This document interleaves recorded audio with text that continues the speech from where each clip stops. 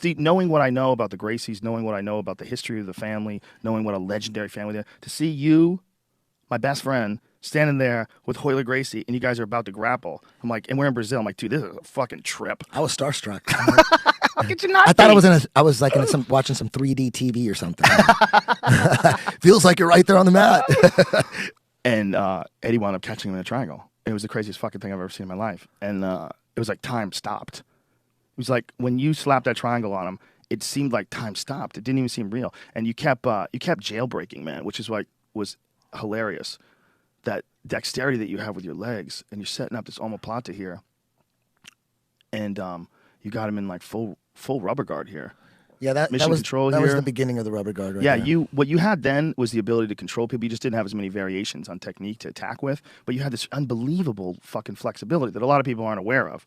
You got some weird flexibility, and not just flexibility, but dexterity. Like in places that maybe some people can grab their leg and put it, you could put your leg there on its own. But there's so many guys that are out there that are. It's not that weird of flexibility. It's just getting into Lotus. Like if you got into yoga and you got obsessed with it, eventually 2 years, 3 years, 5 years, you'd have to be able to get into the very basic Lotus position. There's a little more than that, fella. You're being nice.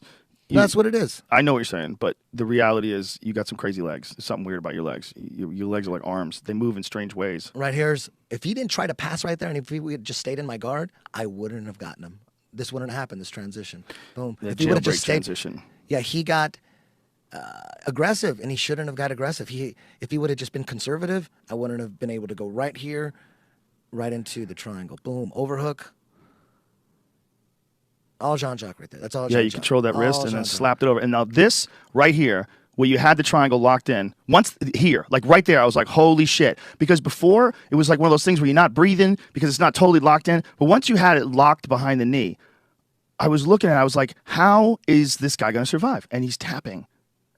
I was like, he can't survive. Like, no one can. It's a human being. When you have a guy your size and you slap a triangle on him this tight. See, right here, I wasn't sure. Bam, there I knew. Like, once he dropped down, I was like, holy shit, that's locked in. You were screaming, man. Oh, my God. And we were the only one screaming because everybody else was freaking out. This Brazilian TV station had set up cameras there. They shut down the other matches so they could better light this match because Royler Gracie's a hero. And they were going to show Royler Gracie dominating the first time Abu Dhabi came to Sao Paulo. When you slapped this triangle on him, dude, all you heard was me and Jamie Walsh. Me and Jamie Walsh were yelling out, pull the head, pull the head. Oh, my God, oh, my God. It was just madness. Like, oh, shit, what? We couldn't even believe it. And then once you did pull the head and once he did tap, it was like the world froze.